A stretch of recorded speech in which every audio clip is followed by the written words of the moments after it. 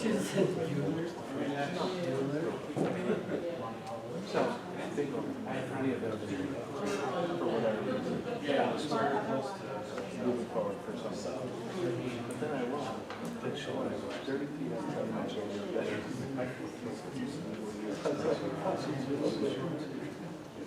So,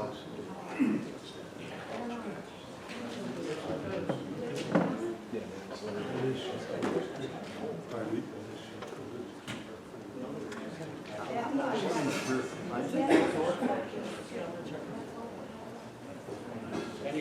Well, I don't care about that. I never got notified about that. Yeah, you got.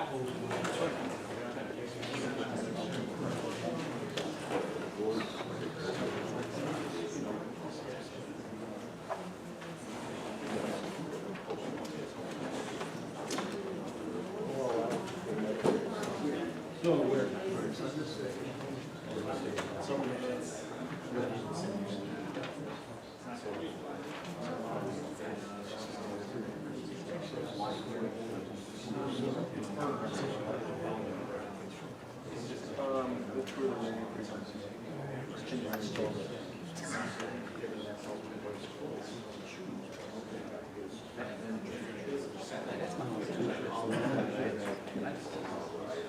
Yeah, I mean, if you're not gonna.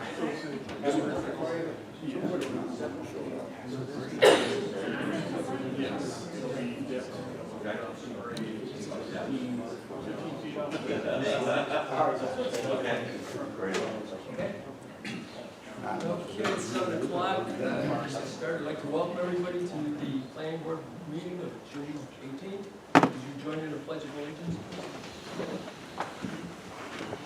Pledge of allegiance To the flag of the United States of America, to the republic for which it stands, one nation, under God, indivisible, with liberty and justice for all.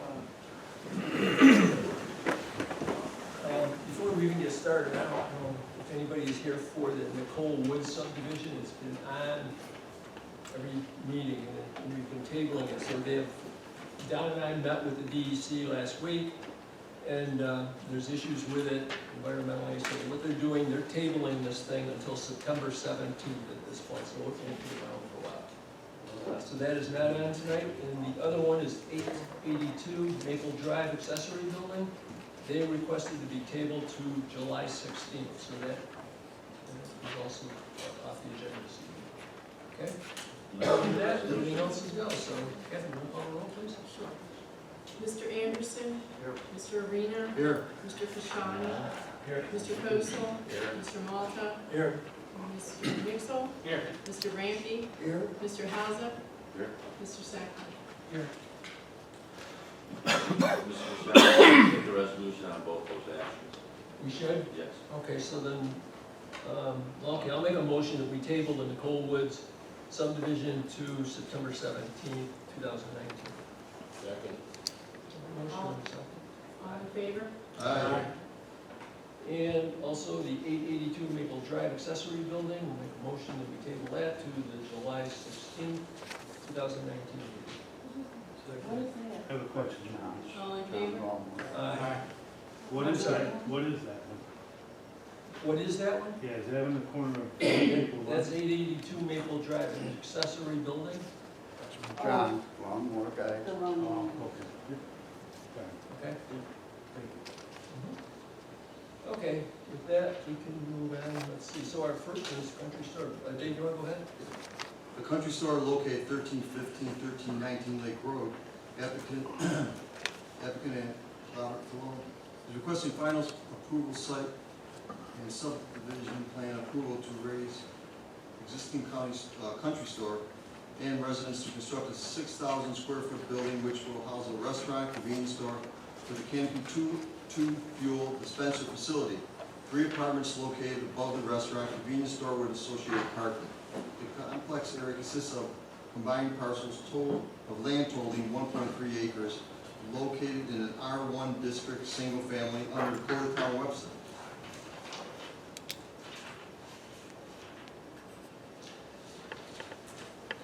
Hi, good evening. My name is Betsy Brugg. I'm an attorney with the firm of Wizowiak Gilman, and I'm pleased to be here for this application tonight with Evan Fell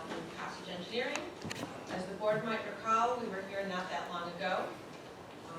Just for the redevelopment of the country store, as you know.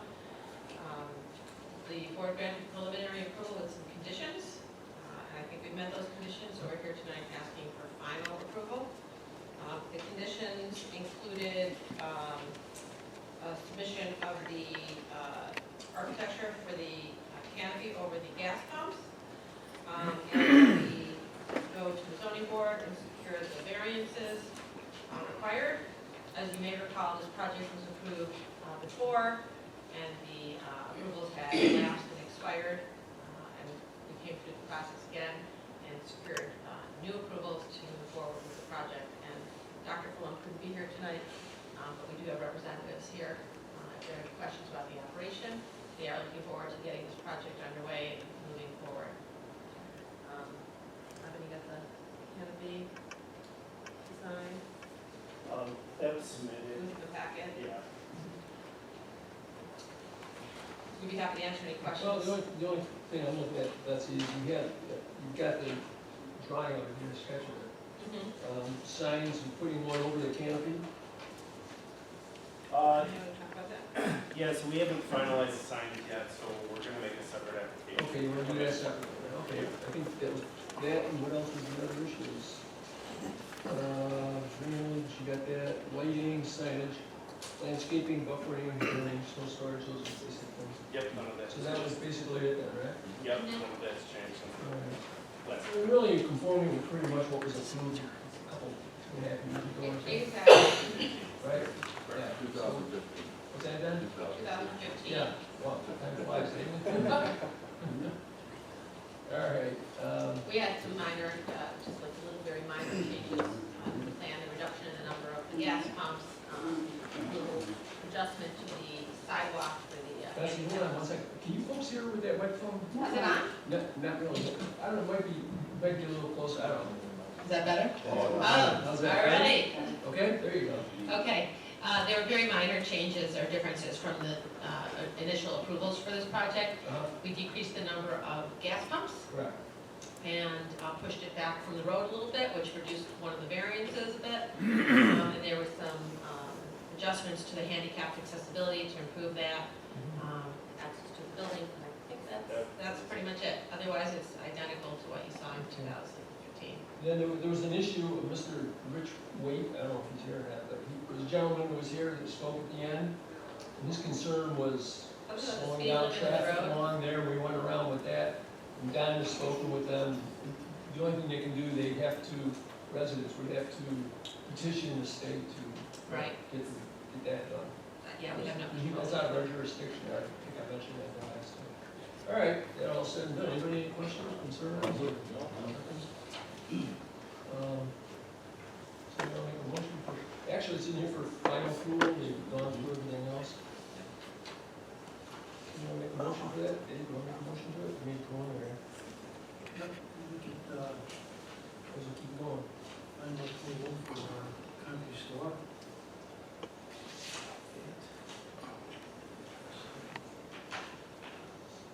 1315 and 1318 Road. Subject to PRC comments. Subject to preliminary approval conditions. Subject to all applicable governmental fees. Subject to Department of Public Works approvals. Significant construction shall occur within 1 year. Is deemed by the planning board to expire on June 18th, 2020. Conditions of preliminary and final approval are depicted on the cover page of final design plans. Is there a letter of credit required? Yes, it will. Okay, letter of credit to the town for the project shall include the fee for the engineer's final certification inspection of the site. Do we have any stormwater? No, you might wanna put in, yeah, I think you had that preliminary, but I think what you gotta put in is that the applicants, there's no sign approvals, applicant needs to refer for any signage. approval. Yeah, all signage has to come in as. Sorry. So, Okay, and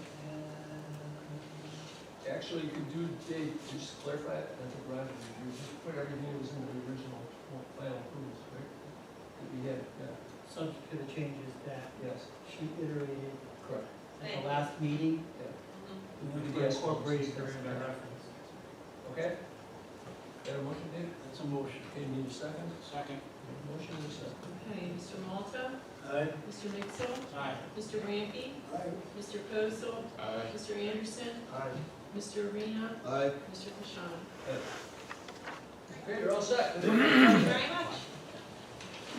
See you, let's come again sometime. Thank you. And a new microphone.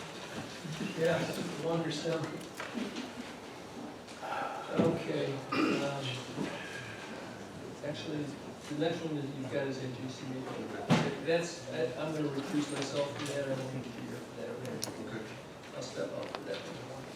J.C. Maple subdivision located 876 Maple Drive and 503 Sweet Maple Run. Applicant John Kashani seek a sketch plan review informational meeting to establish 4 single-family lots, one of which will contain 2 existing houses, and the remaining 2 lots for construction of future houses. The proposal consists of 7.63 acres located in R-3, single-family district under the Code of Town of Webster. All right, John. Good evening. Is my understanding Mr. Shiny is going to stay in the room? Well, I'll stay here, but. Great, thank you, because I was going to make that a request. I thought I'd worked in the town for 40 years, and for all that time, you know, I've never had an application where my father actually sat in the room. So, thanks for the opportunity. It's a privilege. Now you could vote. Pardon me? Now you could vote. No, I would expect them to vote, and yet I think part of what's going to happen tonight might be a real nice reflection on the town. No, let me explain this application. It really doesn't meet the parameters for the board's review. Anytime I receive an application where there's a lot of misunderstanding within a neighborhood, and I feel that requesting an applicant to make a formal presentation in front of the board of what he's proposing is very beneficial not only to the town, the applicant, but the surrounding neighbors. So Mr. Kashani has offered to come in with his application to explain his project. There again, it does not, he did not need to appear in front of the board, did not meet parameters. He's doing his courtesy to, well, the town and the neighbors. This way, everyone is receiving the same information, all the same. I have nothing further to say. Thank you, Don. Clearly, you know, we have the 7+ acre parcel. The plan is to sell the older house that's up on Maple Drive. I want to create one lot that's going to be on Sweet Maple Run, and then on 5.5 acres, have one home site. There was several other plans that included up to 5 houses, I believe, here. One had frontage and 4 on a private drive, and understandably, there's neighbors that are affected. Some might even have been told that it's going to be forever wild back there. But nonetheless, that's what we were proposing, and Mr. Hauser felt it was important to come before your board before it was handled completely administratively. And I don't think I have much more to say. There might be a couple people here that have concerns, and certainly I'd be welcome to hear them, but this is not my meeting. This is yours, so thank you. So John, one of the lots is the existing house on Maple Drive. Correct. There's another existing house? No, sir. No. Yes. There's an existing house which was part of Sweet Maple Run, the subdivision that was constructed. You can't be correct. Right? Yes. Thanks. So, Yes. So this is really the addition of 2 new building lots. We can't understand what they're saying. We can't hear them well enough. You wanna move over there? You know what, take that microphone right off of there, maybe you can. Actually, Mr. Maybe you Malone. might have to get closer. Well, just pull it up. There you go. Okay, What I'm I, sorry. what I was doing is clarifying the fact that out of a 4-lot subdivision, 2 of the lots have existing homes on it. So it's really a proposal for 2 additional building lots. And it looks like you're leaving that one back lot. Is that gonna be the whole back section on that one lot? This one lot here will have 25 feet frontage on Sweet Maple Run and be constructed on a high area right about here, is what the proposal is. But the entire parcel would be just that one lot, and along the back of the residence house. All the way to the town park.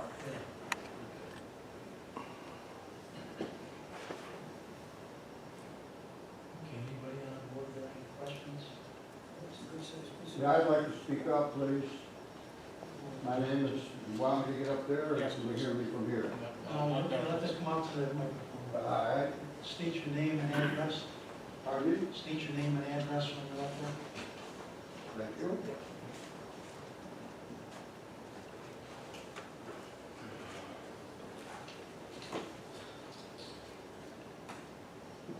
Yeah, good evening.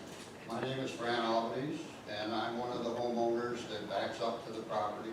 My address is 515 on Sweet Maple Run. And I have several issues. And first of all, there's been a lot of talk going back and forth, and I'm still very confused as to what actually is going to happen. There's been a movement amongst most of our neighbors that they're in the process of negotiating with Mr. Kashani to buy property. He hasn't mentioned that at all. I don't know whether that is still in the works, not in the works. But in the beginning, the whole neighborhood was up in arms, and obviously right now I'm the only one here. I think the reason for that is because everybody thinks that they're going to buy the land from Mr. Kashani, and a lot of the proposal that he has for building is going to disappear. But if that in fact is not true any longer, could you please verify that? This is We're not here for the necessarily a application. public hearing, sir, so he doesn't have to respond. Well, that's fine. I'm just trying to If understand. he wants to, of course, but No, I'm trying to this understand. is not a public hearing, and the vice chair is obviously being gracious and allowing people to speak. So just take that in mind. when you I ask have questions. some concerns about that Please property, state and your I just concerns. want to bring those to your attention so that you're aware of them. Please state them. One of the ones that in the application that he has here, he checks that there's no wetlands on that property. And that, in fact, I disagree with. No, I'm not an engineer or anything like that, but I've lived in that area for 14 years, and I've seen what that property is. I have personally been on that property many, many times when the previous owner was there, and we had a good working relationship.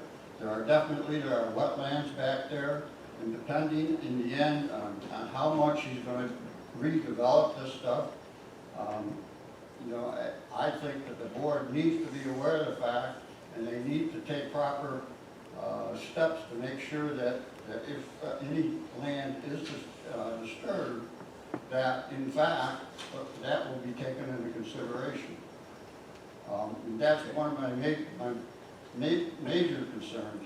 Also, I'm trying to still understand how all of this is taking place when, in fact, when the 25 neighbors bought into that place, that was a subdivision that was designated as a 25-home subdivision, and that was it. Now, we're talking about a property that basically has a Maple Drive address, but yet we want to add houses off of Sweet Maple. And I don't understand how you can just do that arbitrarily when in fact it was supposed to be a 25-home subdivision. And my other concern is the property that we all have. We have a problem with our sewer system. It is one where we're on grinder pumps. and that system has a lot to be desired. There have been a lot of failures in there, both at the street connection and also with our pumps themselves. My concern is that if we, because from what I've seen on the map, it shows that there will be driveways added, and I'm assuming also that the plumbing will tie into our existing plumbing. My concern is, will additional homes put a big stress on that? Like I said, already being concerned with the fact that we've had several problems with a lot of That type of thing is really. And so those are my concerns. I want you to at least understand them, take them into consideration. Appreciate it, thank you. Those sewer concerns and that type of thing are taken into consideration by the Department of Public Works when they look at these subdivisions of land. And again, this property really didn't even have to come up here to have this subdivision done. Well, just to let the gentleman's mind at ease, the existing system, it's a low pressure system, it's not a grinder pump, it's a E1 pump. And that presently runs in the back of the house that's located on Maple Drive, on the north side of Maple Drive. It goes through north of that existing house. The easier alternative, my opinion, would be to make a connection across on Maple Drive to a gravity system there. This way, this would eliminate any easements from the property owners on the north side of Sweet Maple Run. And there's gravity on the west side of Maple Drive. And that would be the easier of the alternatives. You're speaking of street crossing one way or the other. But this way it eliminates easements. So this sort of So thing will not impact your system at all. Going with that alternative. And for the record, I want to know that I did speak to Mr. Albanese, as I have most all the neighbors there, and I offered him an opportunity to purchase his backyard, just for the record. His backyard. Everybody here has been approached with the ability to more than double the size of their lot by purchasing their backyard and prohibiting anything from happening here. And Mr. Albanese made that offer, but felt that perhaps through another way he could prevent nothing from happening. Thank you. I actually do want to point out one thing that Mr. Williams brought to our attention about the wetlands, and that there is an error on the secret one. The property does contain federal wetlands, and it also contains an unnamed tributary to Shipwood Creek. I don't know whereabouts that is. About in the middle of the property. One thing I forgot to mention, in the early years, just quick,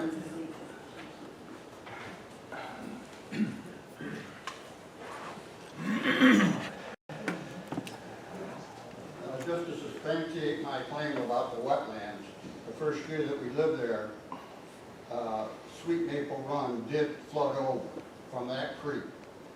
It points to the fact that there definitely is wetlands back there, and it needs to be taken into consideration.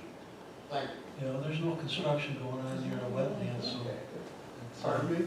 There is no construction going on near the wetlands. So it's not impacted at all. Okay, any other questions? Can I speak? Yeah.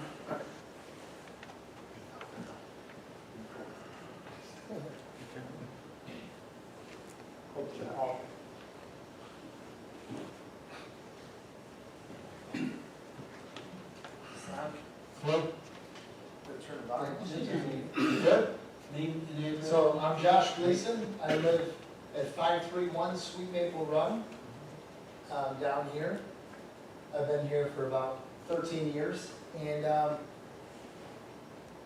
think there's two issues. Well, the one issue I think is a separate issue with our sewage. 100% needs to be addressed, but that doesn't need to be addressed today at this meeting.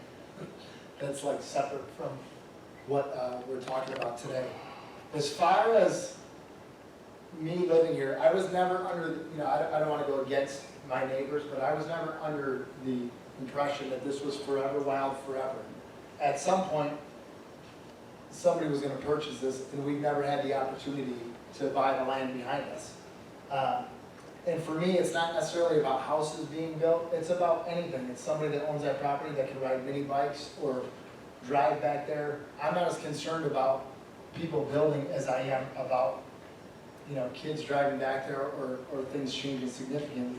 So for me personally, we were obviously upset at first, but I think what Mr. Kashani did is we had a meeting, and prior to that meeting, we were all upset that something may be going on. But he was willing to meet with all of us individually and discuss the opportunity to purchase our land. For me personally, having the opportunity to make my property a little bit larger and work with Mr. Kashani, I think adds value to my home, and it also gives me a little bit of control as a homeowner to increase the size of my lot, add value to the house, and also guarantee that somebody's not going to be able to drive behind my property. Whether it's wet, whether it's not, I don't want anyone from up here having that opportunity to go back there. So all I can say from my perspective is I spent the time with him, which I know that people are upset, and I understand that's emotional, and I totally get that and I understand that, but he was willing to spend the time with me to make sense. He's built for 40 years throughout the Webster area. He did it on the bluffs. I am convinced that anybody that buys this, anybody, could build a pole barn and put horses back there, could do whatever they want to do. In the 13 years that I was there, the original owner, I approached him 4 times to buy my property, and he said no all 4 times. Said no, said no, said no, said no. Since then, he's in a nursing home, the property is sold, and now John has been gracious enough to work with me to possibly buy my property. That's what I want. I want the control. I don't want anyone buying this property. I want to be able to have that opportunity, and he's working with several of us to make that happen. And what I'm here to do is make sure that we have enough people that want to do it. And if you don't, we respect that, we understand that, and we'll work around that opportunity. But I want you to know that we want to negotiate to buy a property rather than have anything built. And I think some of the numbers that we've discussed have been more than fair and make sense per what's going on in the Webster area. It would be, if you want to control land around you, you have to own the land around you. No question about it, So it's up to you guys to make a deal with them. But that doesn't mean that it's in front of us right now. And this is for, just fresh plan review, so we don't act on this. Oh, I'm sorry. Yeah, can I? Yeah. Name and address. Ryan Watson, 507 Street Maple Run. So, we would be most directly affected by the project based on this diagram because the house that could be built there would go right behind our house. And I had big concern from the beginning just because when my neighbor put a pool in, everybody said his pool was fine, done by code, but yet now my backyard is soaking wet, which it wasn't before. So, I have issues with that. So, to go on with what Josh said, I like to buy the land too, along with the rest of my neighbors. I've kind of tried to get the whole side of the street on board with that idea because nobody wants anything going on back there. The side lot isn't an issue that he has proposed next to 503. It's just the second lot that goes behind all the houses. Just want to make sure that's clear from my point of view, at least. So there's no issue with that side lot. It's just what goes on behind the houses. So I just want to second. I'd like to buy the land as well, and we've been talking for several days about it. And I really hope that that's the end result because I like to double the size of my property and prevent anybody back there as well. Well, again, that's something you have to negotiate. That's something that's not anything we can, we have any responsibility for. Right. Yeah, so I just want to state my concern and what I I want think. to buy the land from John, he wants to sell it to you. Wow. Right. But right now, what's before us is is a legitimate plan, and he's been making alterations to it. It's up to him down the road, whether you guys all get together.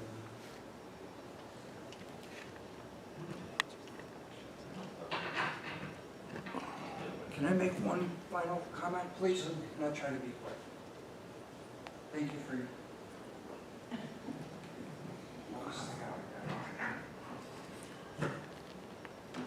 Okay.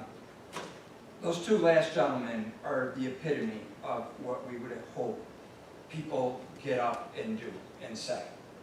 For all these years, I've come to meetings or whatever, you know, I've seen proposals with 1 or 2 lots or 40 lots, and neighbors are certainly concerned. And you know, there's 2 approaches. One approach is, as we witnessed earlier, that we're just going to fight it because that's what we want.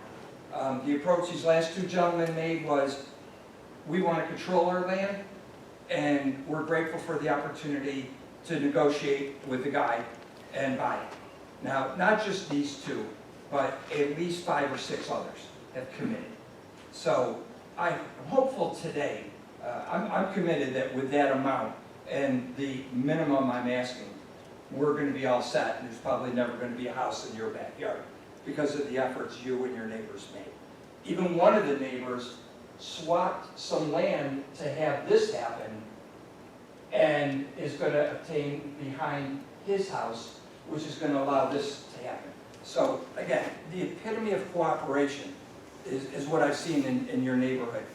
These folks are going to own their backyard if those that have committed remain committed. If they don't remain committed, I'm asking the board to allow the engineering department to allow this to go forward, subject to the engineering, sewers, and whatever you might have to do. And you know, with that, I don't have any other thoughts. I'm more than glad to answer any questions. Thank you. Okay, Jen, thanks. You know, it's up to the Just for the record, because that is part of, if there's any combination of lots, which would, if they did purchase land behind their homes, that subdivision map wouldn't need to be approved by the planning board because of the existing subdivision. So that would require a formal action by this board. Okay. Okay? All right. Thank you.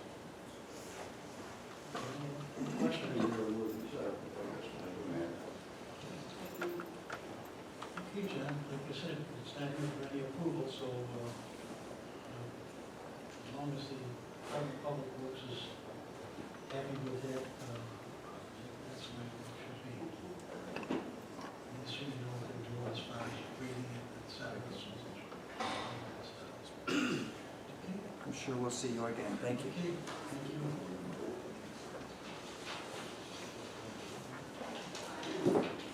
What was the result? No results. I couldn't hear what you said, that's why I'm asking. There is no results. You've been tabled, then?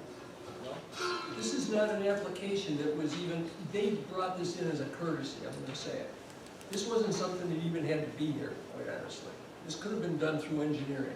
No approvals are given. Do you understand that? For sketch plan. You understand that? This did not have to be here. That's the point. But out of courtesy, they brought it in so you folks would know what they're proposing to do. That's all. So there's been no applications for, There's no need for it. There's a There's no drawing, but approvals it's- rendered by this board for sketch plan. They just come in and talk to the board, the applicant tells the board what they're gonna do. And the board- at what point does that happen? It doesn't. Ever It's happen? handled What through happened? engineering, it's done. The engineering handles it. See, they could have just gone to the engineering department and resolved all the issues. You know, sewers, drainage, so on, or whatever. Who's But- that? Well, the applicant Okay. could have just gone to the engineering department. The engineering department suggested, bring it into the board, because if there's some neighbors that are concerned, they can come in and see what's going on, that's all. But there's not necessarily an approval for that. It's a minimum modification. It's less than 4 lot subdivision. There's just a couple of them in there, so it doesn't really have to be there. So he doesn't never have to get approval? Correct. Well, he Well, he does, has to but it's receive done through approvals. the engineering department. From us. The main purpose of this, there were so many rumors floating around that neighborhood. I wanted the applicant and responded by submitting the application so we could at least discuss what is proposing, so everyone is receiving the same information. Now, if you're dealing with 10 people along that property line, this way everyone's receiving the same information, okay? And obviously, he's willing to allow people to purchase the property that's directly behind their property. He's open to that. Otherwise, this project is, once it receives our approvals, health department approvals, and it's welcome to do this project. And so there's no concern about wetlands at all? He's not touching the wetlands. He's not proposing to do anything with the wetlands. There would be concern if he was proposing to do something as far as any type of disturbance. He would need appropriate permits for that. Okay, can we move on now before we kill this thing? Thank you. We've got a whole agenda here tonight. Dave, why don't you go on with the next application? Classic Automation located 800 South Road, applicant South Road Management LLC is requesting preliminary public hearing, final approval, site plan approval to construct a 1,200 square foot addition to the existing building, having 40,440 square feet on 4.964 acres, located in an IN district industrial under the Code of Town of Webster.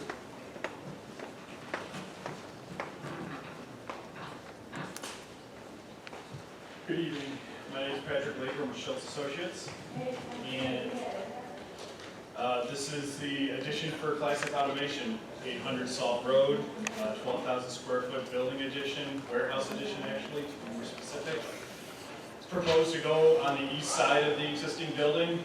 It would run 100 feet out to the east, the same width as what the existing building is, 120 feet. Wait, I have a question, is it 1,200 or 12,000 square? 12,000, 100 by 120. Because it's listed as 1,200 here.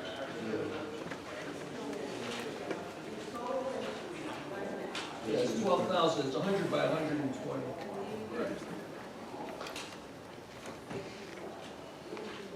So it'll run on the east side of the existing building. No new utilities are proposed. As I said, it's just a warehouse addition, so anything that they would have to bring in would be internal, no new sanitary or water connections. We're proposing a small stormwater management area to the east of the building to handle runoff from the roof alone. The building addition plans have been developed by Hanlon Architects. And the material is, for the sides, is this metal standing seam, well not standing seam. Standing seam is the roof. This is just metal siding. They're calling it ash gray. This is a sample of what the color will look like. It'll match pretty well with what they have out there right now on a portion of the building from a previous expansion. They've been there since 2013. This is a former Xerox parcel. And they've been having a lot of success, so they're looking to expand again. As required in the industrial zone, when you make a change, we've been to the town board for an initial meeting. The initial referral back to the planning board. We've been to the zoning board. We got 2 variances last week. One was the side setback to the south property line for 34 feet instead of 40. And on the north property line, that's kind of an existing non-conforming issue that was resolved there with the parking lot going all the way up to the building to the north. It doesn't have the buffer that's normally required, the 20-foot buffer up to the property line, so we got that variance also. Not a whole lot other going on here. One thing that the Classic Automation is also proposing now that's new is they'd like to get rid of this building foundation that's back here and clean this up in this area with broken up pavement. So they actually want to take a large area and put it back to green space. So that's one thing that they would, in addition, like to also do. So right back here where it says existing foundation and the broken up pavement area, they'd like to put that back to grass. That's the summary of what's proposed. So it's in the back of the existing building, obviously it's a 12,000 square foot addition, which is good. Business must be doing well, so that's a good thing. Drainage, there's no modifications for that, you don't need it, everything's okay. They're adding a little drainage to the east of the building. Intention. It's like an infiltration area, it's just handling the roof itself, so just an area to slow it down. Alright, Color make guard, whatever. Yes, similar. alright, it's in the back, so I'm sure you landscape, you're gonna just do whatever you do back there, it's so far away from the road you can't even see it. Yeah, honestly, there's nothing proposed Yeah. landscaping wise, other than putting that other area back to lawn. Foundation, all set, your materials same, existing, actually existing? Yeah, very close to what is Yeah, that's existing, okay, yeah. so that's the actual color sample too, so. Anybody any issues with it? This is a public hearing, it was published in the paper, so I don't know if there is anyone here wishing to speak either for or against this. Not seeing anyone, we'll bring it back to the board. Comments, anybody? Just not totally familiar with what type of business it is. What do they do? Electronic components, circuit boards, as I understand it, automation circuit boards. Just, a few little questions for you. The process do they do, does this add any kind of air emission sources to the facility? No, it's just warehousing. Just what about increase in solid waste? It's just warehousing, it's just. Yeah, it's just, there shouldn't be an increase in any of that. Do you think it's gonna add employees, increase the traffic? I don't think they're thinking that at all. No new employees, they just need the space for the materials. And storage, there's not gonna, there's no large equipment there that's gonna stress the power system in the area. No. Exterior lighting on the building, Nothing proposed. and you said again, it's for storage itself, so it's not adding any kind of processes that will produce hazardous materials or waste. No, and I think we put a letter of intent into the town board that stated a lot of this too, so it is in writing.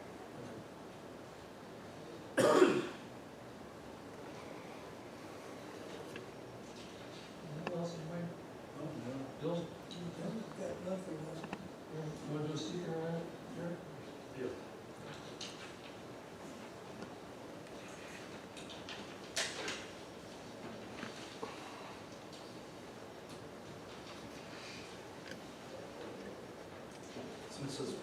Since it is a 12,000 square foot parcel, and or addition, I should say, it's not 1,200, it's going to be advertisement. It pushed the project into an unlisted action. Okay. It's not on type 2 list, it's on type 1 list. Town of Webster Planning Board considered the request by applicant Cell Road Management LLC to construct a 12,000 square foot addition to an existing building having an area of 40,440 square feet on a 4.964 acre parcel located at 800 Salt Road, having SBL number 066.03-01-83.1 and located in an IM district industrial. The planning board determined that the proposed action is an unlisted action under Part 617 of the State Environmental Quality Review Regulations. The planning board determined that the action is subject to a single agency review pursuant to Part 617.6B1 of SEQR, and that it is the most appropriate agency for making the determination of significance. The planning board therefore designates itself as lead agency for the proposed action. The planning board has given consideration to the criteria for determining significance as set forth in section 617.7C1 of SEQR, and has, number 1, considered the information contained in the short environmental assessment form, Part 1, dated April 30th, 2019. Number 2, consider public comments directed to the planning board during the public hearing on June 18th, 2019. And number 3, completed part 3 of the environmental assessment form, part 2 of the environmental assessment form. Now therefore be it resolved that the town of Webster Planning Board hereby determines that the proposed action will not have a significant adverse effect on the environment for reasons set forth in the attached notice of determination and non-significance. Be it further resolved that the town of Webster Planning Board is authorized to take all actions reasonable and necessary to file a negative declaration and discharge the town of Webster Planning Board's responsibility as lead agency for this action. Be it further resolved that the town of Webster Planning Board, based on the information and analysis above, and the reference supporting documentation and the discussion of the action by the town of Webster Planning Board as documented by the minutes of this meeting, that the proposed action will not result in any significant environmental impacts. Be it further resolved that the town of Webster Planning Board therefore makes a determination of non-significance. Be it further resolved that the town of Webster Planning Board, based on the above reasons, issues a negative declaration as evidence of this determination. Second. Mr. Anderson? Aye. Mr. Rampy? Aye. Mr. Mixel? Aye. Mr. Kosel? Aye. Mr. Malta? Aye. Mr. Arena? Aye. Mr. Kashani? Okay, applicant again is here for preliminary approval. Make a motion for preliminary approval for the classic automation, which is salt road management. And make this pretty simple one here. Subject to letter of credit posted with the town of Webster. And all the improvements are constructed according to the specifications of the town of Webster. And all site work is to be in compliance with standards of the town of Webster. And comply with all requirements of any state, county, town agency. And subject to all engineering approvals. And anything else? I think that's about it. And subject to drawing number, what is this one? C-1. Okay. I'll second. Motion in a second. Okay, Mr. Kashani? Mr. Arena? Aye. Mr. Malta? Aye. Mr. Anderson? Aye. Mr. Kosel? Aye. Mr. Mixel? Aye. Mr. Rampy? For final approval, let's see, I'll make a final, just to go with the sheet. Subject to preliminary approved conditions and make it subject to all applicable governmental fees. Subject to Department of Public Works approvals. Significant construction shall occur within 1 year as deemed by the planning board to expire on June 18, 2020. And conditions and final approval are depicted on the cover sheet of the final drawing. And letter of credit, you take a letter of credit for that, then? We need a letter of credit for the stormwater facility. Okay, a letter of credit for the stormwater facility. And what else? Let me see, the stormwater downspouts, subject to resolution of the final approved minutes. This does require a industrial permit, so Yeah. I'm asking the board From to. the town board, right, gotta do that a separate one, yeah. Okay, that would, I think that's, yeah, the applicant's already said the materials and said, okay, we're good, that would be the motion. For final.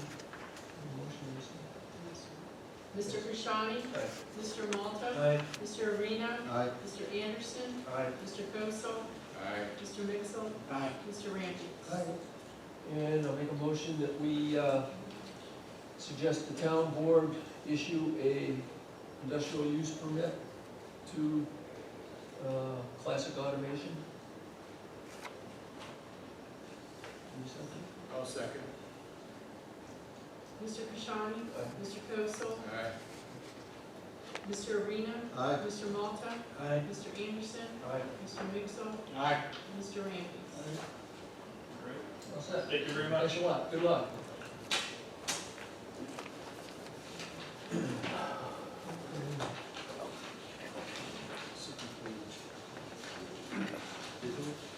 Yep, go ahead. Yep, we're skipping the Maple Drive, that's what we're.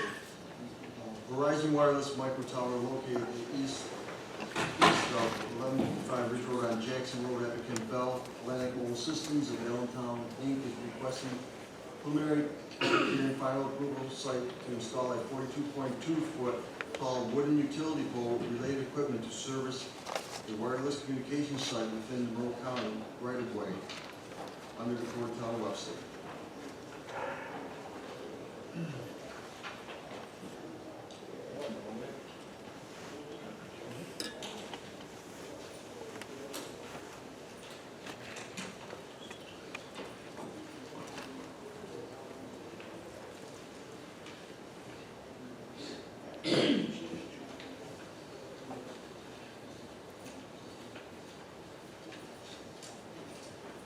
Good evening, members of the planning board. My name is Jared Lusk with the law firm of Nixon Peabody, representing Bell Atlantic Mobile Systems of Allentown, Inc., doing business as Verizon Wireless. I drafted the application dated May 6, 2019, and submitted it to the town. I'm going to assume for purposes of the meeting that you've had the opportunity to review the application. I won't go line by line through the application. But importantly, the need for the project is outlined in tab E to the application. Cell towers currently serving the area, this area of Webster, currently are the South Webster site located at 1073 Webster Road, and the Verizon Wireless Webster site located at 1005 Picture Parkway, are both at or near capacity of the traffic that they handle.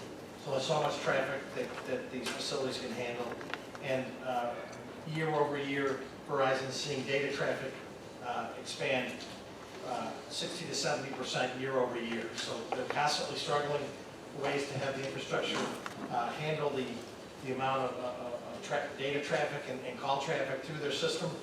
And over the last year or so, we've been involved in a small cell project to help alleviate traffic from these two facilities. And instead, in days of old, we would have built a new cell tower, but technology has advanced to the point that we have developed what's called small cell technology. I know it's not the first time you've heard about small cell technology, but Verizon currently, as outlined in tab E, has engaged in the development of a 5 small cell cluster in the area. Several of them have been approved by the Village of Webster, etc., and are in construction. First is the Ridgewood Apartments facility. It's in construction. That was located in the village. There's the Emmanuel Lutheran Church that we're still working through. The Spry School is up and running, and Wishing and Blue Vista is in construction. Again, this is the 5th and final of those small cells. Importantly, if you can all look at tab E to the application, on page 10 of tab E,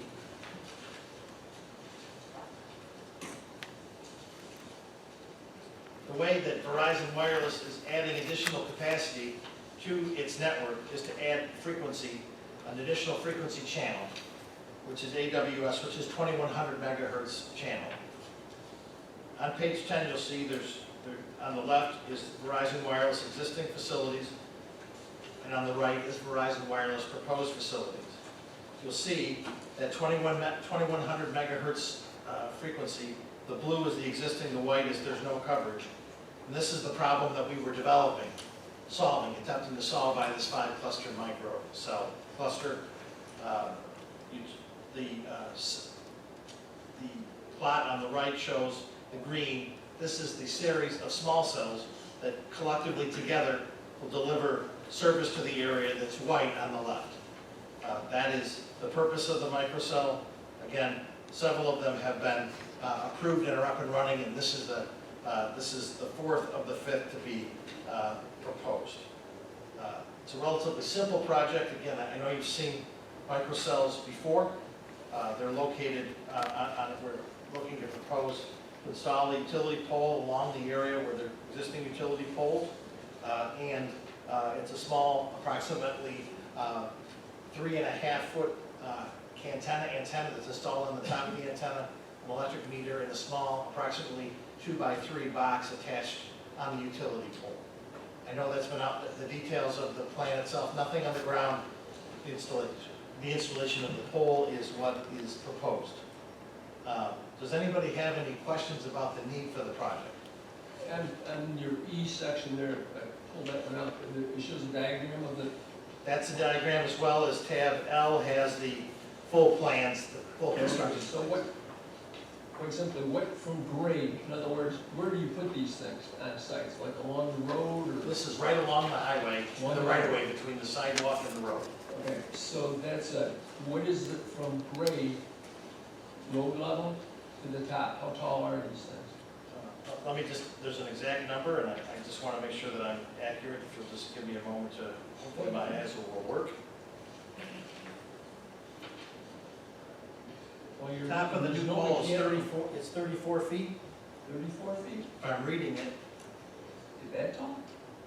from, yes, it's a utility pole on the ground. On the top of the pole, then the antenna will be on the top. So they're similar to A standard utility pole. Yeah. Now, all the mechanicals on the base of it, that's all encased in some sort of. It's a little bit of a cabinet, it's 2x3, again, as depicted there. The radio equipment is right inside that cabinet that's installed on the pole itself.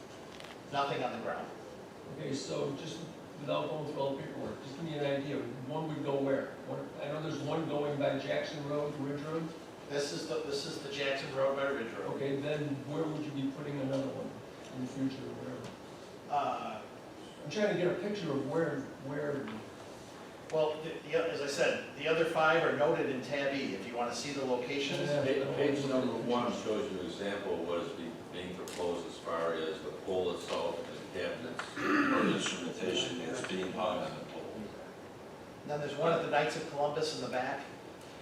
Okay. All right, so again, all the locations, if you look at that page 10 on tab E, all of the dots are the locations where they are, and they fill in, if I can, Okay, they're all the same height though, right? I mean, they're there's all, no- yeah, they're all roughly the same Okay. height. Sometimes they're on an existing pole, and that might affect the height if they can go on that or not.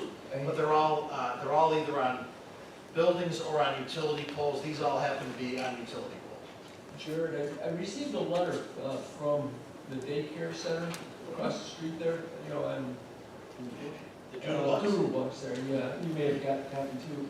I was provided. One from them and one from their attorney, and basically their concern is this will impact, true or false, I mean, radio wave signals, you know, I guess there is no impact or anything, there's no danger, everybody wants a telephone.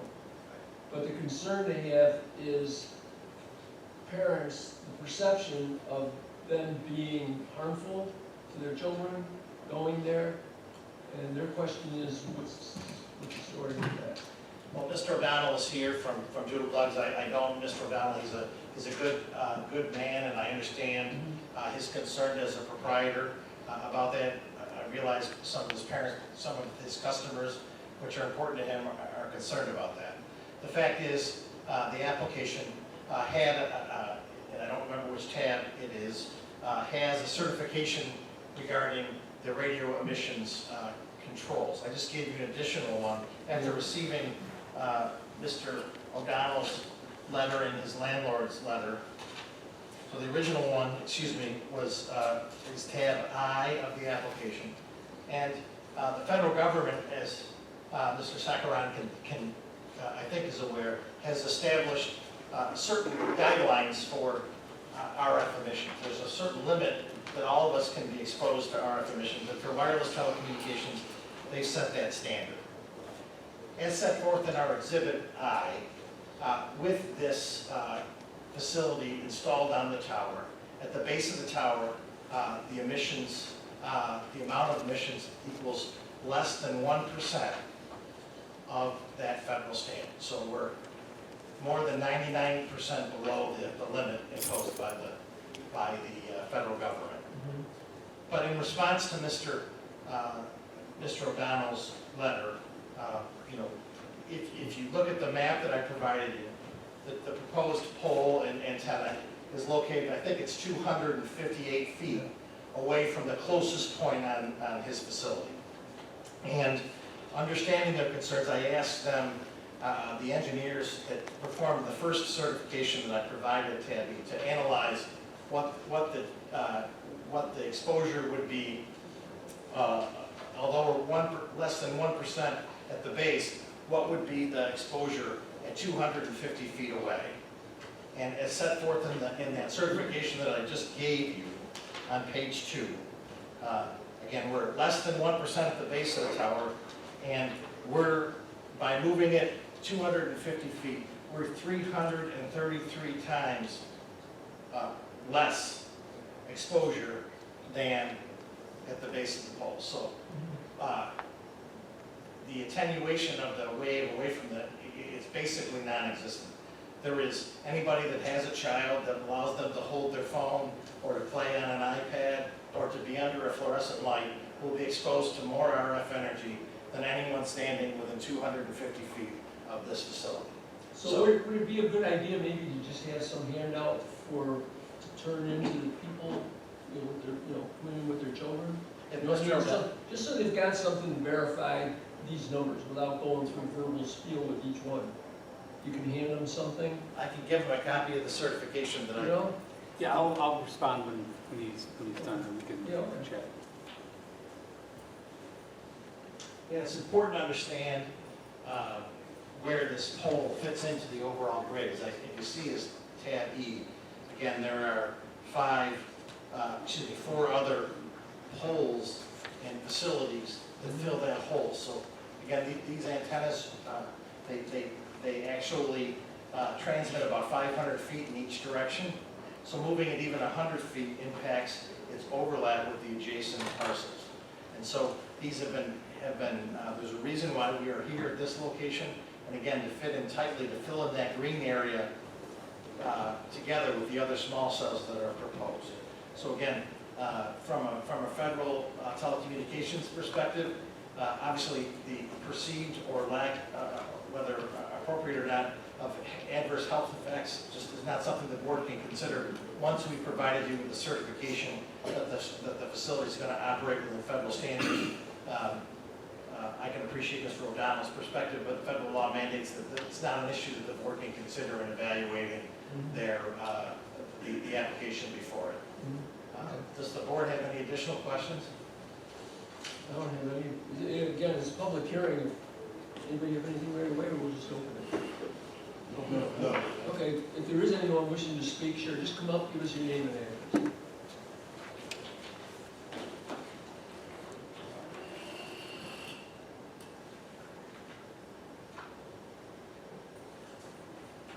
Good evening, ladies and gentlemen. My name is Joe Geiger, and I'm an agent for Cambridge Street Asset Management.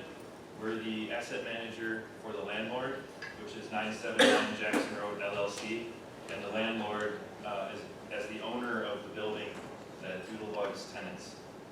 Our official position, having been instructed by our tenant that there are concerns based on perception, not necessarily what we talked about, the actual RF exposure, but perception of the parents of the children in the daycare, and we're talking 250 children that attend that daycare, that whether or not it's suited in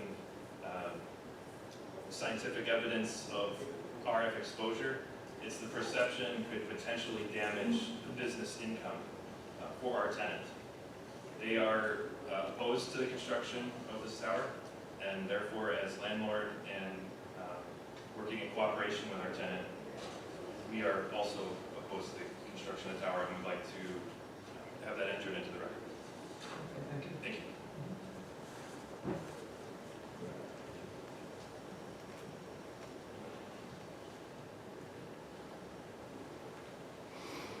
Good evening, board. My name is Sean O'Donnell. I'm with Doodlebug's Children's Center, and I was actually in front of this board back in 2004 when we came before you to open up our first Doodlebug's location here in Rochester, New York.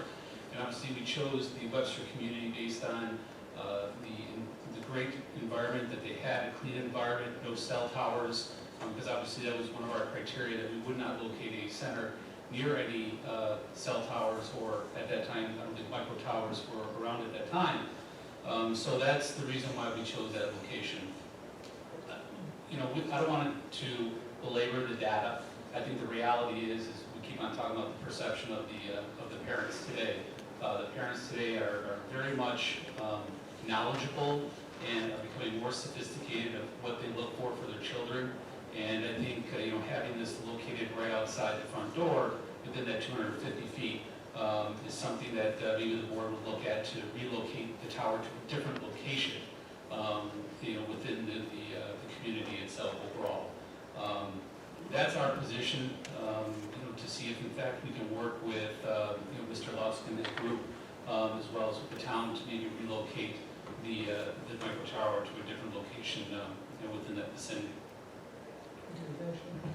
I don't know that much about them. I do know that, number one, the federal government supersedes us. We can say no, and then we can just say sorry, but it's more courtesy that they can.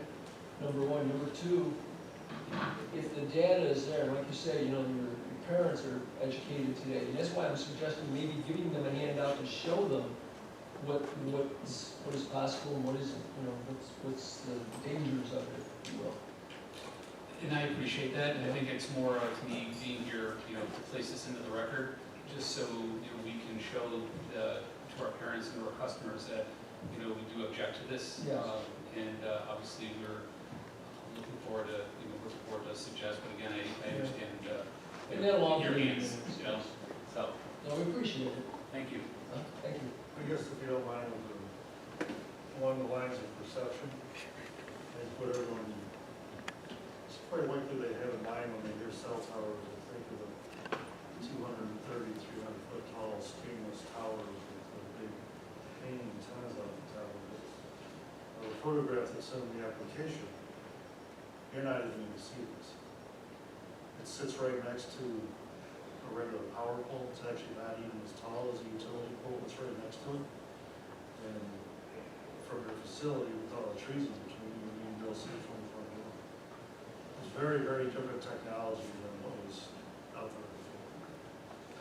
There may be something to show them too.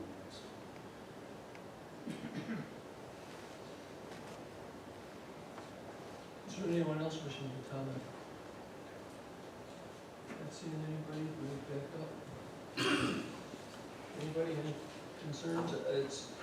It's not as big as the cell tower, number one. Number two, I think for what it's worth, the location of them, when they look at the map that they proposed, presented to us, it shows the area where there is no signal, so they try and locate, same as they did with cell towers, I guess, in the past, they put it in an area where it radiates to cover those dead spots, if you will. And I think that's how, so it's not like relocating it to a half a mile away, then it doesn't serve the purpose, you know what I mean? So those are, I think that's, am I right with this? Correct. Okay. Again, on that page 10. Don't fall. Sorry. Relax. Sorry about that. I hope that wasn't picked up. Yes, that's true. You can see on page 10, they all fit together in that grid. Yeah. Okay. It's an To interesting. satisfy maybe what we could do, make a resolution for preliminary approval for it, what we could do is just put in there that the board is aware that there were neighbors that had concerns, but the approval is based on what's presented and what the law reads that we have to do. Does that work for you? Because if somebody says, well, what the heck happened, you can always. All right? Okay. Anybody? No. Bill? Okay, we're going to do a seeker in this? Motion for seeker. This cell tower, it does fall in the category of unlisted action, simply because the type 2 listing says ancillary structures less than 4,000 square feet specifically excludes radio towers, so this is an unlisted action. The Town of Webster Planning Board consider request by applicant Bell Atlantic Mobile Systems of Allentown Incorporated to install a 42.2-foot tall wind utility pole with equipment to service as a wireless telecommunications site within the Monroe County right-of-way located east of 1155 Ridge Road on Jackson Road.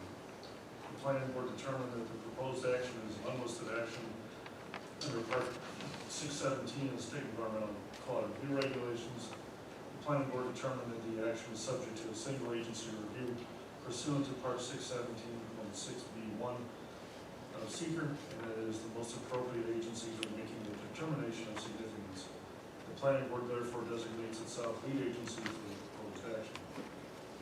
The planning board has given consideration to the criteria for determining significance as set forth in section 617.7C1 of seeker, and has number 1, considered the information contained in the short environmental assessment form, part 1, dated November 13th, 2018. Number 2, consider public comments directed to the planning board during the public hearing on June 18th, 2019. And number 3, complete part 2 of the environmental assessment form. Now therefore be it resolved that the town of Webster Planning Board hereby determines that the proposed action will not have a significant adverse effect on the environment for the reasons set forth in the attached notice of determination of non-significance. Be it further resolved that the town of Webster Planning Board is authorized to take all actions reasonable and necessary to file a negative declaration and to discharge the town of Webster Planning Board's responsibility as lead agency for the action.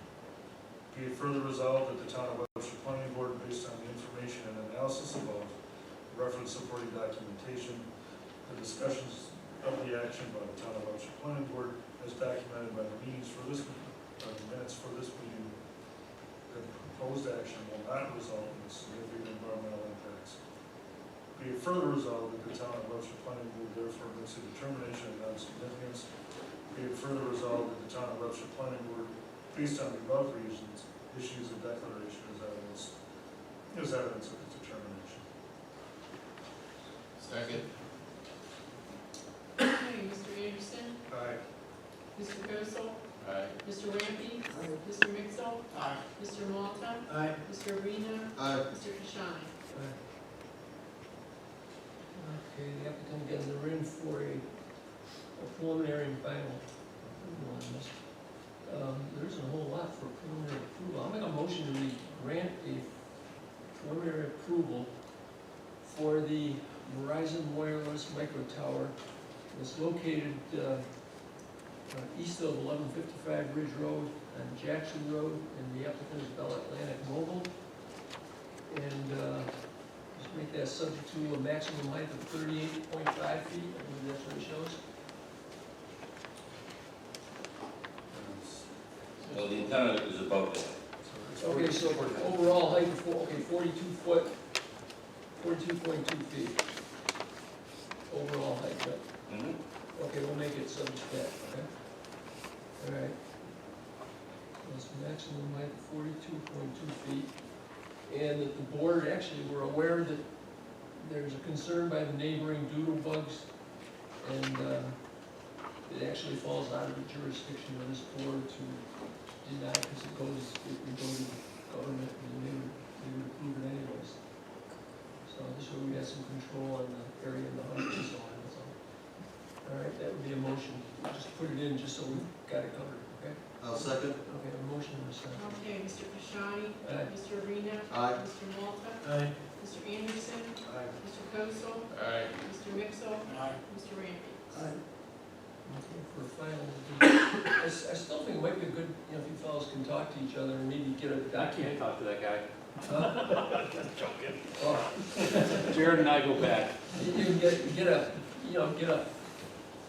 some sort of a document, one of Yeah. these sheets, and Yeah. something you can give to people. I mean, Probably use this. I can understand 100%, they're bringing their children there and they're gonna have a concern. Correct. And people are aware, and everything, but if they've got something, here's the actual facts. They're not second guessing that a kid's gonna get this, that, or the other as a result of it. So I think that's a handout you could give, just to pass by them and make them understand better, okay? I appreciate that. Okay. Thank you. All right, so let's see, so for final approval, make a motion for final approval for, the same, location east of 1155 Ridge Road for Verizon, Bell. And let's see, we need anything special for that, make it subject to fees, there's nothing there, let me see, go through it.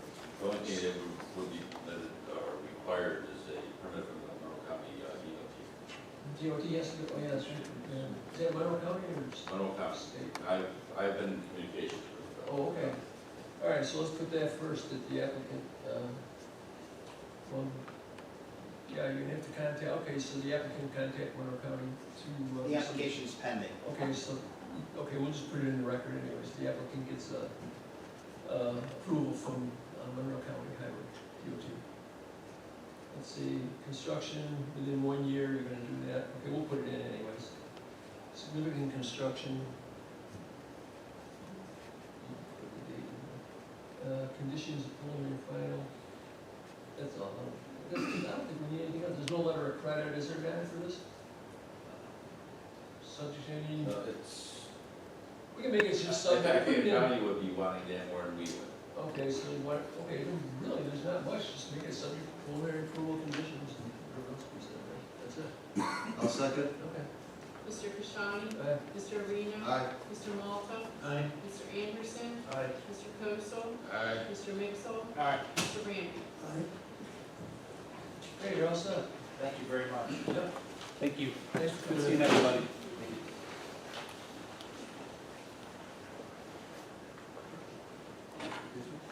Yep, sure, go ahead. 1676 storage solution of Webster sign located 1676 Ridge Road, applicant Metro Development of Webster LLC is requesting sign approval to install a 36.8 square foot freestanding sign in Port Town, Webster.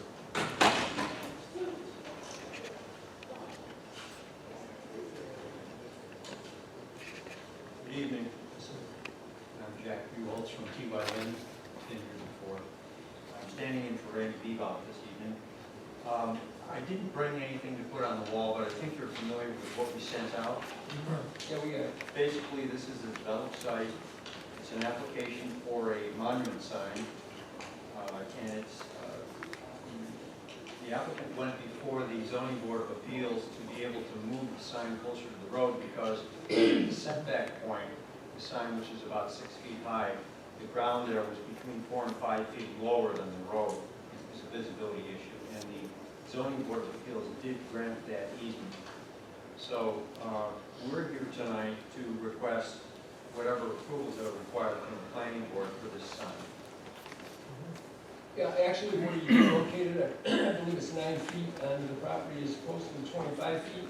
That's I'd correct. rather see that, I'm glad you got the variance for that. Because if it went down the hill, in order to get it up to sometime that's 6 foot above the road, you know, so you'd have a thing going up about 15 feet, you know? So, yeah, I don't have an issue with that at all. I think that was a good trade-off there. Size of the sign is 6 foot above grade, 8 foot, 36.8 square feet. Is that lit? No, it's not illuminated. Non-illuminated sign? Okay, you gonna put anything around it, probably a few shrubs or something? If you look at the site plan, there Yes, are he's got 6 it. shrubs that are being planted around it Yeah, okay. on both sides. Anybody, any concerns? Just the application stated that there's gonna be LED spotlights. I'm sorry. The application states there's gonna be LED spotlights? Oh, that could be, but the sign itself is not illuminated. Right. It'd be shining up. So the lights are what, down, shining up or what? I would imagine, and I'm sorry, I wasn't told about this, but if it is, they probably would be shining up from the ground on it. I'm looking at the application here, will sign be illuminated, it says none. There's a gentleman in the audience who's mouthing to me that it's his sign. So, The next action has the LED lights. Oh, it's the next one? Yeah, yours, right, Phil? Yes, sir. Yeah, oh, Yes. okay. All right, so it's Maybe not this just, one. maybe Dave just looked at the wrong sheet, I don't know. I'm sorry to interrupt. Dave's going too I'm fast. glad He's you did. working on the next one. Man. Okay, we're good then, that's it. Anybody, any concerns or anything? It's got the street and roof, which is great. Yep. Somebody want to make a motion for approval? I'll make a motion to approve the, Seeker? Oh, yeah. Yeah, that's Motion for seeker to Town of Webster Planning Board to consider request by applicant Metro Development of Webster LLC to install a 36.8 square foot freestanding sign for storage solution of Webster located at 1676 Ridge Road. The planning board classifies the proposed action as type 2 action under section 617C9 of state environmental quality review regulations, and therefore is not subject to further review. Second. Mr. Anderson? Aye. Mr. Arena? Aye. Mr. Rampy? Mr. Mixel? Aye. Mr. Kosel? Aye. Mr. Malta? Aye. Mr. Kashani? Right. Thank you very much. Now you make a motion. I'll make the motion here to approve the 36.8 square foot freestanding sign at 1676 Ridge Road there. 1676 storage solution of Webster is presented by drawing number BSP-1. And no lights, correct? No lights, that's correct. No proposed lighting. Okay. That's correct. I'll second that. Okay, Mr. Kosel? Aye. Mr. Mixel? Aye. Mr. Rampy? Mr. Anderson? Aye. Mr. Malta? Aye. Mr. Arena? Aye. Mr. Kashani? Thank you very All much. set, good luck.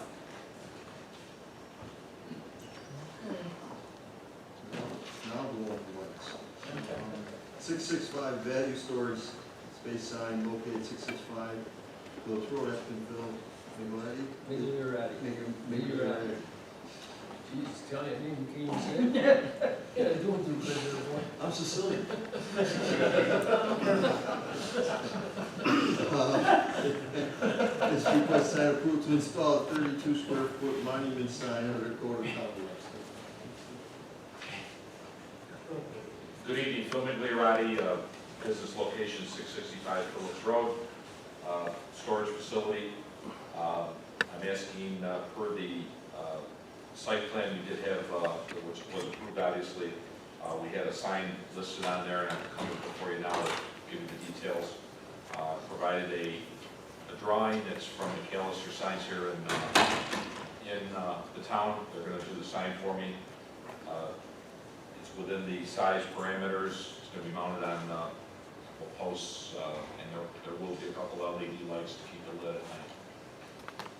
So your lights are what, Phil, shining down or up on it? It's going to be up. So they're not glaring? No, nothing overly obnoxious, not flashy, not colored, just enough to light the sign. It'll be in keeping with the rest of the lights on the property. Okay, so it's just the sign. You have a sign on the building too, or no, just the one? No. Just that, right? Yeah. Okay. All right. Anybody, any concerns? Mr. Requirements, zoning. You seeker at it? Seeker, Town of Webster Planning Board to consider a request by applicant Phil Migliotti to install a 32 square foot freestanding sign for value storage space located at 665 Phillips Road. The planning board classifies the proposed action as a type 2 action under section 617C9 of state environmental quality review regulations, and therefore is not subject to further review. Second. Okay, Mr. Anderson? Aye. Mr. Arena? Aye. Mr. Rampy? Mr. Mixel? Aye. Mr. Kosel? Aye. Mr. Malta? Aye.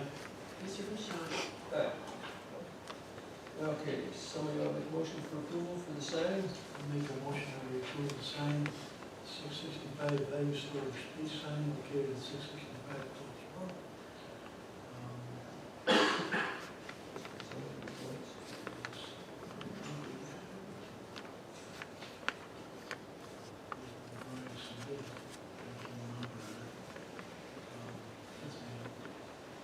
Monument sign, not backlit, will be illuminated by spotlights. And the height, total height will not exceed 6 feet.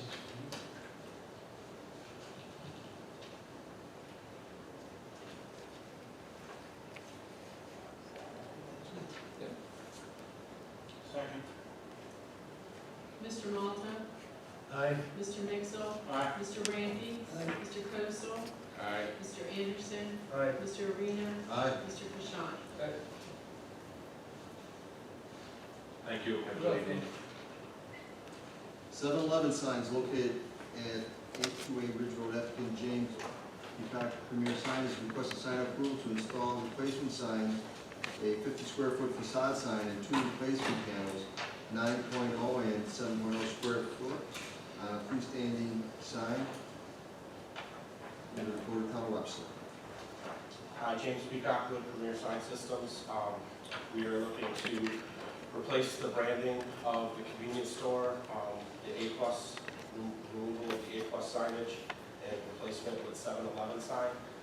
Currently, the A+ sign on the building is 85 square feet boxed, and the proposed new sign for 7-Eleven would be 50 square feet. In the existing monument sign, we would just be replacing the 2 smaller panels. In that monument sign were just new faces, nothing else would change with the monument sign other than just the 2 small faces. The branding for the location for the gas would still remain Sunoco. The store itself is just rebranding from A+ to 7-Eleven. Can I suggest something to you? When that project was in, we had, over to the west side of the building, it's got an arched dome over it, and so I made like a panel in there, so just decorative. And then we have the arch over the doorway, and now you've got the 7-Eleven, this big square box. And I know that's maybe their logo, but everybody has a logo, but sometimes they can change it. And my suggestion is that 7-Eleven sign conform more to what you have as the A+ sign in there. Just because the square, in my opinion, does not match the shape of that building whatsoever. With 7-Eleven, they have very specific brandings. Obviously, they're a national brand. Yeah, I know, so is McDonald's. We're currently in the process, including one in the village of Webster. We're working on 12 locations, and their only 2 branding that they've issued is the 7-Eleven cabinet of their logo, and then individual illuminated letters that reference 7-Eleven. It's the similar to what you see in the monument sign face. That would be an illuminated set of channel letters that has the red 7 with the green 11. I don't know of any other branding, and I can certainly say I probably don't have the power to tell them to change it. Village is a whole separate entity. It's nothing to do No, I know. with it, I'm just referring to the fact Yeah, that but in we 12 don't refer to locations, it. we've only looked at the 2. They've only branded in the This 2 This types design, of this building went through, let me tell you, meetings before this thing got approved for the design, and it turned out nice. And by putting that on there now, in my opinion, just defeats the style of that building.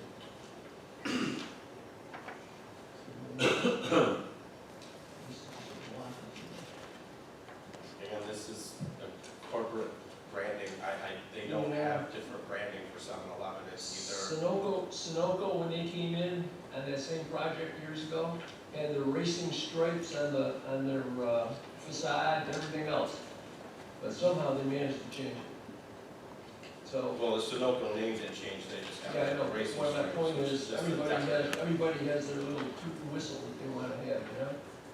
But reality is, the only option we would have would be channel letters, individuals, 7-Eleven channel letters. They don't have a curved option that you can do their logo, and it would not match their corporate branding. well, I'm sorry, I'm not in favor of this, I'm getting more and more dug in here now. I mean, I know the time that this board spent years ago when this thing came in to get the result. Are you opposed that to we the had. channel letters? I'm sorry? Are you opposed to the channel letters? What would they look like? Just like what's on the monument sign. If you look at the photo of the monument sign, the 7-Eleven face, their channel letters are the individual 7 in red with a dash, and then 11 written out in green.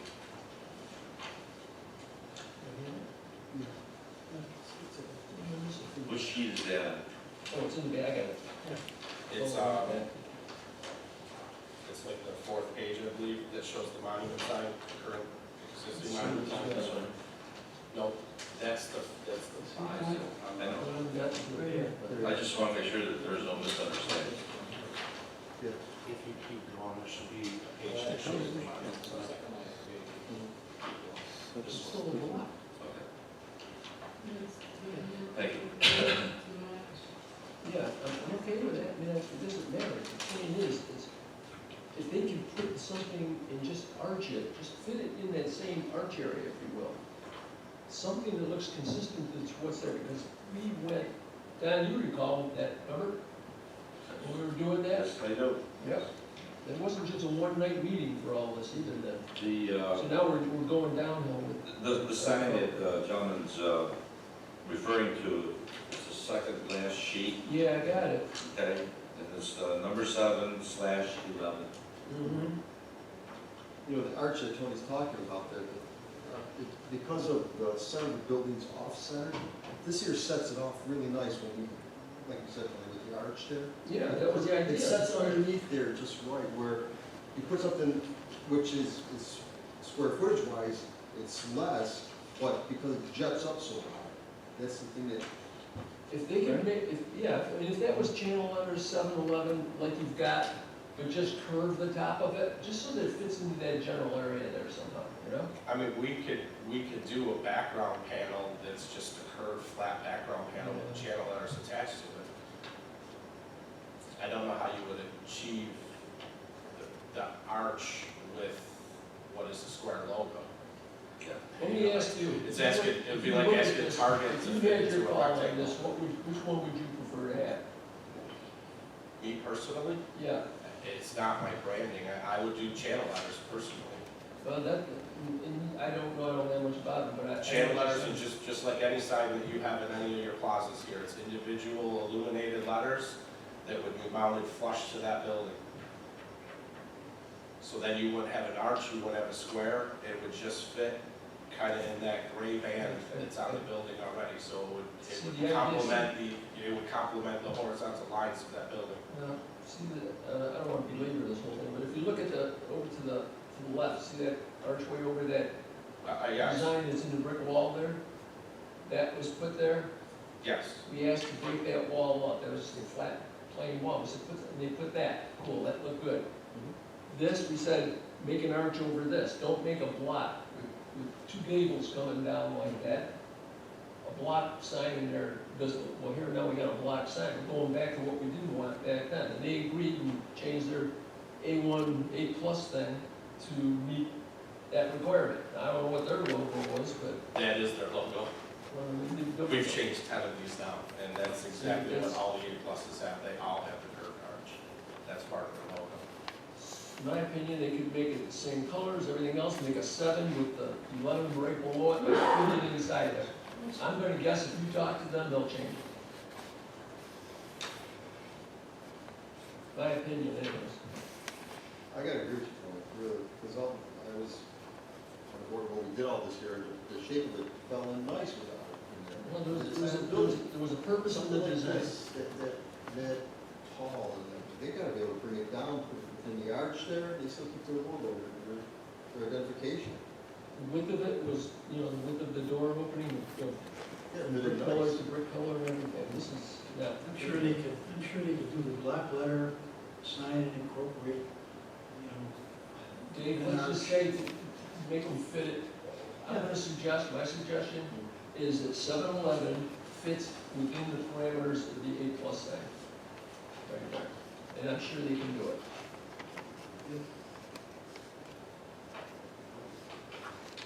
They can have the colors, I don't have. That is part of their sign. That can't stay. It's not like that's part of the building. That's actually all part of the sign cabinet. That's fine. So you would need to design a new sign based on what the board is Yeah, instructing you. he was saying to use kind of what's there and use that same. No, I'm saying, use that area in there, I don't care if you take that one and just put another one, or whatever, but that's the area, use that as the example, something. Does it need to be built off the wall? What are the I'm sorry? specifications you're asking us to do? Does it need to be built off the wall? Can it just be an arched, flat panel with the channel letters or the logo on the arched panel? Does it need to be just decorative, a visual? Does it need to have depth? I need to go with that, with very specifics then, what you want. I can't guess that. What's the one that's there now? How's that made? That's depth, it's a cabin. It's a The canopy is deep open, cabinet over, right? with a illuminated, polycarbonate face in it. So that has to all come down, there's no using what's there. I don't recall how, with the red part there, is that, It's part of the is that plastic or, I don't remember now. I believe it was. Was it? Or It's it all is. part of the sign. It's just. Yeah. That's Oh, all yeah, part of their the sign could just replicate that and just put their number, put their letters in, however, whatever works with an arch that matches the other side, just to stay consistent. I think it's a nice looking building, and I hate like heck after all the work that went into this, seeing this thing go in there. Because the red stuff pretty much matches that red arch. I mean, so you could propose a red arch with some depth to it, and a cabinet with your LEDs to meet that with a background. I can present that to them, I cannot make that decision. Yeah, It's no, not no, right. no, we understand, no, but, yeah, this isn't the first time, we've had this before, where we're not asking to rebuild the building, we're just asking to change the sign, well, that's our logo, we've heard this from McDonald's to Wendy's to Burger King and everybody in between. But when push comes to shove, it's something that is attractive on the building versus degrading it, they do it.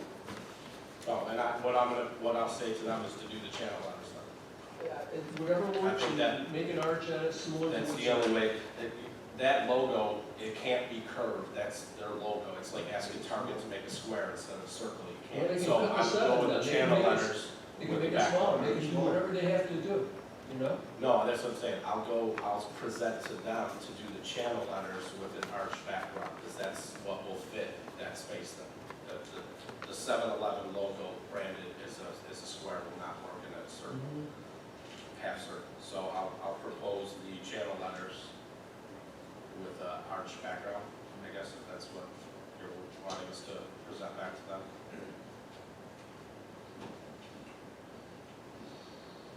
I guess what we want is something that's comparable to what's there. Yeah.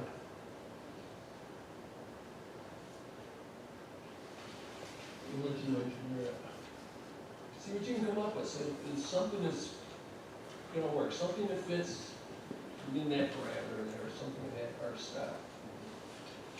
However they wanna do it, and they certainly can change it. We're not asking them to change their colors or anything like that. So this site's getting ready, so what would be the process? Do I need to come back, or do I submit that to Don? No, you'd have to, Based you'd on have to your come back, suggestion. you'd have to bring it back, bring it back in a couple of weeks and. Our next meeting, July 16th. Well, there's no July 2nd meeting? No. Okay, then you'll have to ask to be tabled till July 16th.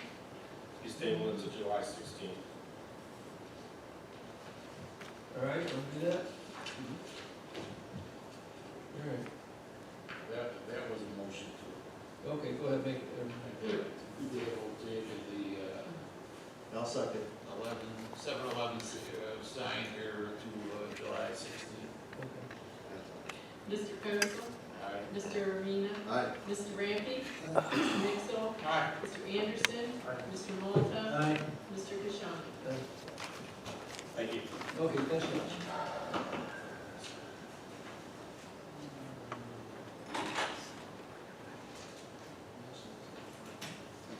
Okay, what else we got? Let's see. 7-Eleven Marissa's, attic sign?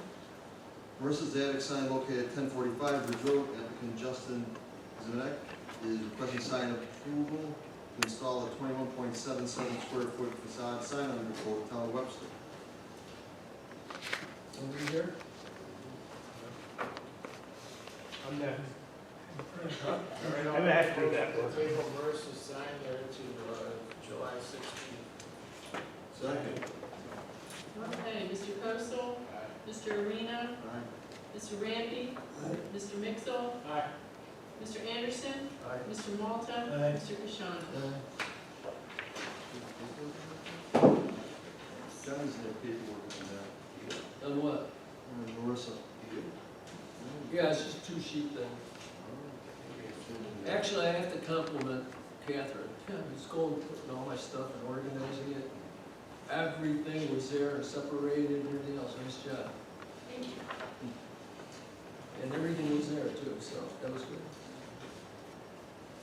Okay, so the table Zerniak. Okay, Winding Creek Apartment sign located at southeast corner of Hard Road and Colchester Parkway. Applicant MC Webster Land LLC is requesting sign approval to install a 35 square foot monument sign under Code of Town of Webster.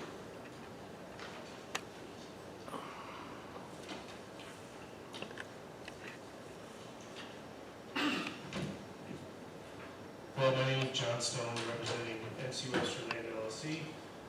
Thank you very much. I would like to just provide a handout based on the recommendation from the zoning board of appeals, showing our compliance with the recommendation to shrink that sign to 30 square feet. So I'm just going to bring those up now.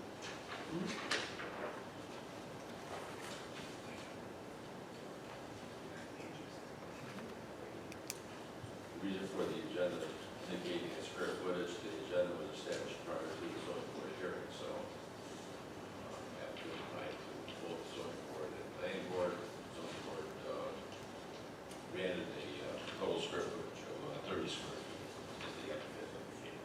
That's what he's, I think. ZBA gave him 30 square feet? Yes.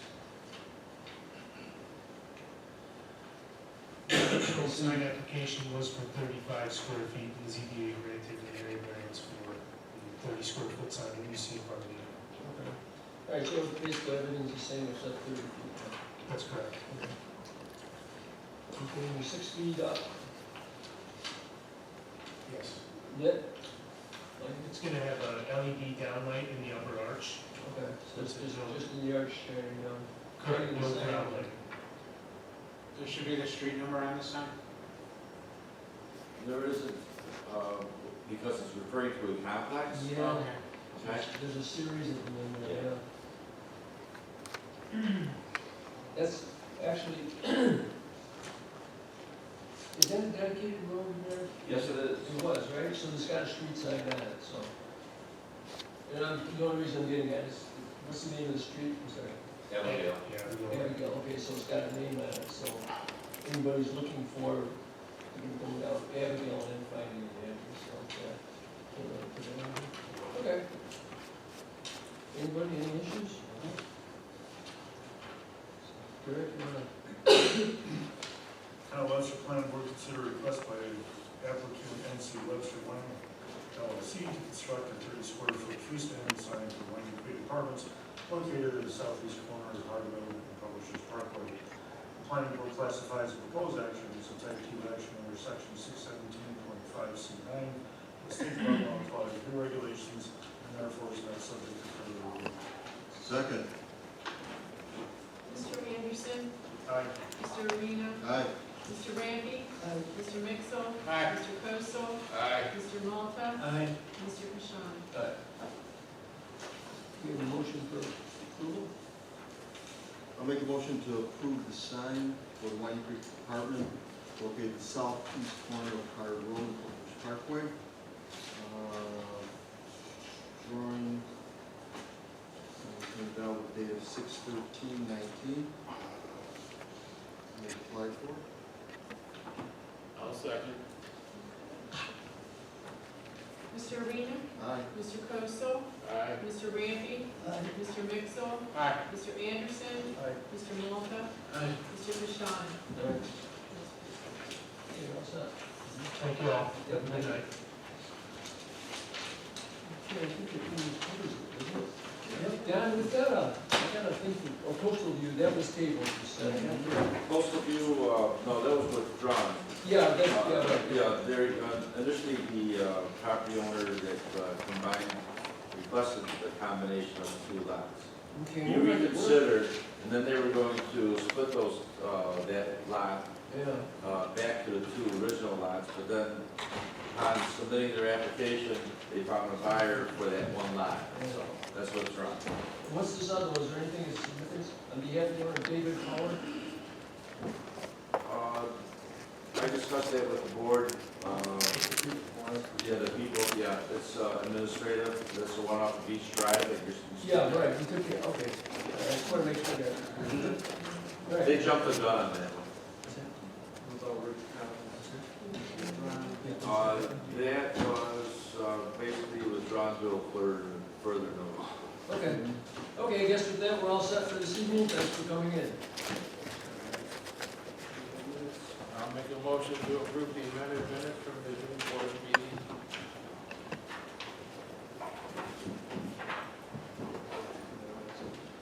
I'll second it.